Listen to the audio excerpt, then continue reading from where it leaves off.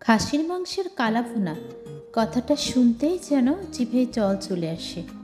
আসসালামু আলাইকুম, I am chef Sumaiya. Welcome back to রানাসা শম্পা কুকিং রেসিপি। আজ আমি আপনাদের সাথে শেয়ার করব ঘরে থাকা মশলা দিয়ে আমরা কিভাবে অথেন্টিকভাবে খাসির মাংসের কালাভুনা তৈরি করে নিতে পারি। সেই রেসিপিটাই আপনারা এখন দেখতে থাকুন। প্রথমে আমি নিয়ে নিচ্ছি 1 কেজি পরিমাণ খাসির মাংস। আর মাংসগুলোকে আমি আগে থেকেই ধুয়ে পরিষ্কার করে নিয়েছি। আর মাংসগুলোতে একটু হলুদ আছে, এর কারণ হচ্ছে এটা কোরবানির মাংস, এর জন্য কিন্তু হলুদ লেগে আছে। এখন আমি এই মাংসগুলা কিভাবে কালাভুনার জন্য প্রসেসিং করে নেব সেটাই দেখতে থাকুন। প্রথমে দিয়ে নিচ্ছি 1 চা চামচ পরিমাণ হলুদ গুঁড়া, দিয়ে নিচ্ছি 1/2 চা চামচ পরিমাণ মরিচের গুঁড়া, দিয়ে নিচ্ছি 1/2 চা চামচ পরিমাণ লবণ। এখন আমি সবগুলো উপকরণকে হাতের সাহায্যে একটু ভালোভাবে মাখিয়ে নেব।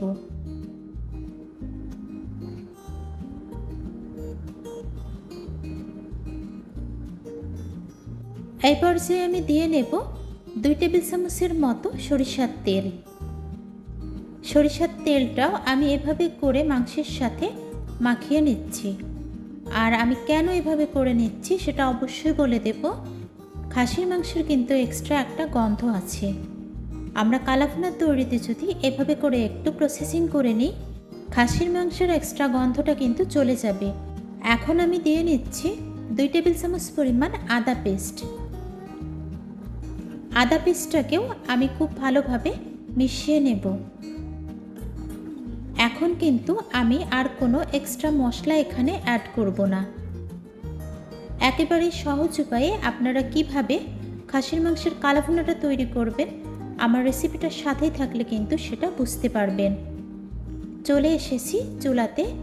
অলরেডি একটা গরম কড়াইয়ে আমি দিয়ে দিচ্ছি 1/2 কাপ পরিমাণ সরিষার তেল। তেলের মধ্যে দিয়ে নিলাম 1/2 কাপ পরিমাণ পেঁয়াজ কুচি। আর এই পেঁয়াজ কুচিটাকে আমি লাইট ব্রাউন কালার করে ভেজে নেব। আপনারা যারা যারা আমার ভিডিওটি দেখতেছেন কিন্তু এখনও লাইক দেন নাই, আমার ভিডিওটির কোনো অংশ যদি ভালো লেগে থাকে অবশ্যই একটা লাইক দিয়ে দেবেন। এখানে আমি নিয়েছি দারুচিনি, এলাচ, লবঙ্গ, তেজপাতা, গোলমরিচ, জয়ফল এবং জয়ত্রী। সবগুলা উপকরণ আমি দিয়ে নিলাম। এগুলাকেও 1 মিনিটের মতো ভেজে নেব। আশা করি আমার আজকের এই কালাভুনা রেসিপিটা আপনাদের কাছে অনেক বেশি সহজ মনে হবে। আর আপনারা যদি আমার এই ভিডিওটা স্কিপ না করেন অবশ্যই কিন্তু পারফেক্ট কালাভুনা তৈরি করে নিতে পারবেন। এখানে নিয়েছি মরিচের গুঁড়া, জিরা গুঁড়া, ধনিয়া গুঁড়া, গরম মশলা গুঁড়া, রসুন পেস্ট এবং হলুদ গুঁড়া। সবগুলো উপকরণ কিন্তু 1 চা চামচ করে রয়েছে, সেটাও আমি দিয়ে দিলাম।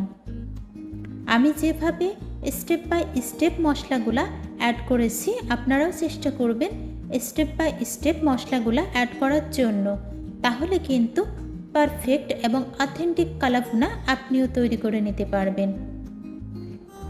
আপনি যদি খাসির মাংসের কালাভুনা কখনো তৈরি করে না থাকেন অবশ্যই কিন্তু একবার তৈরি করে নিন।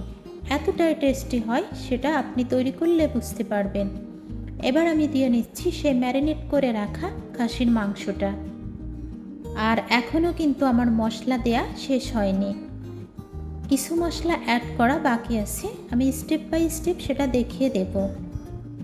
মাংসটাকে এখন আমি কষিয়ে নেব। আর মাংসটাকে কিন্তু এমনভাবে কষাতে হবে যেন মশলা থেকে তেল ছেড়ে আসে। এখনও কিন্তু পুরোপুরি মাংসটা কষানো হয়নি। আর এটা খাসির মাংস যেহেতু তাই তেলের পরিমাণটা একটু কম লাগবে। অলরেডি মাংস থেকে তেল ছেড়ে এসেছে, মাংসটা কষানো হয়ে গেছে। এবার আমি দিয়ে নেব কালাভুনার রেডিমিক্স মশলা। এটা আমি 1 টেবিল চামচ পরিমাণ দিয়ে নেব। যেহেতু রাঁধুনি রেডিমিক্সে কিন্তু 2টা প্যাকেট থাকে, আমি বড় প্যাকেটের মশলাটা দিয়ে নিয়েছি। এখন দিয়ে নেব ছোট প্যাকেটের মশলাটা সামান্য একটু। অতিরিক্ত মশলা দিলেই যে কোনো রেসিপির টেস্ট ভালো আসবে এটা কিন্তু না। মেজারমেন্ট মাপে যদি আপনি মশলা অ্যাপ্লাই করেন তবেই কিন্তু রেসিপির আসল টেস্টটা পাবেন। আবারও আমি 5 মিনিটের মতো মাংসটাকে কষিয়ে নিলাম। আগে থেকেই আমি পানি বয়েল করে রেখেছিলাম, সে বয়েল করা পানিটা ঢেলে দিলাম মাংস সিদ্ধ হওয়া পরিমাণ।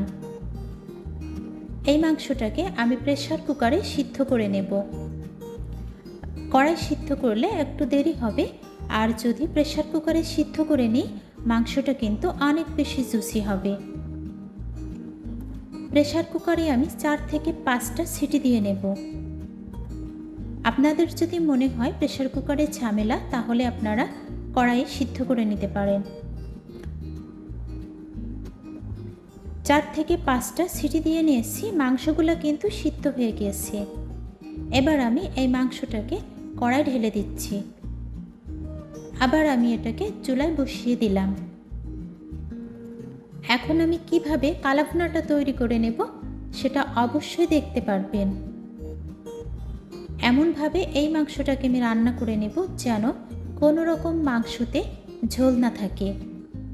চুলার জালটা মিডিয়াম টু লো হিটে রেখে আমি মাংসটাকে রান্না করতে থাকব, তাহলে কিন্তু মাংসটা অনেক বেশি জুসি হয়ে যাবে। আর কালাভুনা মানেই যে মাংসের কালার কালো হয়ে যাবে এটা কিন্তু না, মাংসের ভেতরটাও অনেক বেশি জুসি হবে। এখনও কিন্তু কালাভুনা তৈরি হয়নি। চুলার জাল যদি হাই হিটে দিয়ে কালাভুনাটা তৈরি করেন তাহলে কিন্তু কালারটা পারফেক্ট আসবে না। কথা বলতে বলতে কিন্তু কালাভুনার কালার চলে এসেছে, যদিও এখনও কালাভুনা কিন্তু পারফেক্টলি তৈরি হয়নি। এভাবে করে কিন্তু আমি জাল দিয়ে কালাভুনাটা তৈরি করে নিচ্ছি। অনেকের বাসায় কিন্তু সবাই গরুর মাংসটা খায় না, তাদের জন্য কিন্তু আপনি অবশ্যই খাসির মাংসের এই কালাভুনা রেসিপিটা একবার হলেও ট্রাই করুন। মাংস থেকে তেল ছেড়ে এসেছে আর মাংসটা কিন্তু একদম কালাভুনার জন্য পারফেক্ট হয়ে গেছে। এখন আমি চলে যাব চুলাতে, আর একটা ফ্রাই প্যান বসিয়ে দিয়েছি। ফ্রাই প্যানে দিয়ে দিলাম 2 টেবিল চামচের মতো সরিষার তেল। আমি এখানে কেটে রেখেছি পেঁয়াজ এবং রসুন, সেটা দিয়ে নিলাম। গোটা 2টা পেঁয়াজও আমি খোসা ছাড়িয়ে নিয়েছি, সেটাও দিয়ে দিলাম। আজকের কালাভুনাটা আমি একটু ইউনিকভাবে করতে চাচ্ছি, তার জন্যই গোটা পেঁয়াজটা দিয়েছি। এখানে আমি নিয়েছি কাঁচামরিচ, তবে এটা কিন্তু রেড কালারের। দিয়ে দিলাম কাঁচামরিচ সবুজ কালারের। এগুলাকে আমি 2 মিনিটের মতো একটু ভেজে নেব, যতক্ষণ না কালারটা চেঞ্জ হয়ে আসবে। কালারটা কিন্তু চেঞ্জ হয়ে এসেছে। এখন আমি কালাভুনার মধ্যে উপকরণগুলো ঢেলে দেব। তারপর 10 মিনিটের জন্য ঢাকনা দিয়ে দমে রেখে দেব। অবশ্যই কিন্তু এটা দমে রাখতে হবে। ফিরে এসেছি 10 মিনিট পর। এখন আমি ঢাকনাটা উঠিয়ে আপনাদেরকে দেখিয়ে দিচ্ছি খাসির মাংসের কালাভুনা রেসিপিটা কত দারুণ হয়েছে। আপনারা যদি পারফেক্ট কালাভুনা রেসিপি তৈরি করতে চান আমার রেসিপিটা কিন্তু অবশ্যই ফলো করবেন। আর যারা যারা এতক্ষণ আমার রেসিপিটার সাথে ছিলেন সবাইকে অনেক অনেক ভালোবাসা এবং অসংখ্য অসংখ্য ধন্যবাদ। পারফেক্ট কালাভুনার রেসিপি শিখতে চাইলে আমার চ্যানেলটি সাবস্ক্রাইব করে অবশ্যই কিন্তু পাশেই থেকে যাবেন। আমি সবসময় চেষ্টা করি নিত্য নতুন রেসিপি আপনাদের মাঝে শেয়ার করার জন্য। চুলা থেকে আমি কড়াইটি নামিয়ে নিয়েছি, এখন সার্ভিং প্লেটে ঢেলে নেব। কালাভুনা দেখতে যতটা লোভনীয় হয়েছে, খেতে কিন্তু তার থেকেও অনেক বেশি মজার ছিল। এই কালাভুনা রেসিপিটা আপনি ভাত, রুটি, পরোটা, খিচুড়ি কিংবা লুচির সাথে খুব মজা করে খেয়ে নিতে পারবেন। এতটা গ্রেভি এবং জুসি হয়েছিল। কালাভুনা তৈরি করলে কিন্তু অবশ্যই কালাভুনাটা জুসি হতে হবে, তাহলেই আপনি পারফেক্ট কালাভুনা বানাতে পেরেছেন। দিয়ে দিচ্ছি আমি গোটা পেঁয়াজ 2টা এবং সামান্য একটু পেঁয়াজ বেরেস্তা। অবশ্যই কিন্তু আমার রেসিপি ফলো করে আপনারা কালাভুনা তৈরি করলে পারফেক্ট কালার এবং পারফেক্ট টেস্ট আপনিও পেয়ে যাবেন। সবাই ভালো থাকবেন, সুস্থ থাকবেন, ফিরে আসবেন ইনশাআল্লাহ আবারও নেক্সট কোনো রেসিপি নিয়ে। আসসালামু আলাইকুম, আল্লাহ হাফিজ, থ্যাংকস ফর ওয়াচিং। দয়া করে খাবার নষ্ট করবেন না, প্লিজ ডোন্ট ওয়েস্ট ফুড।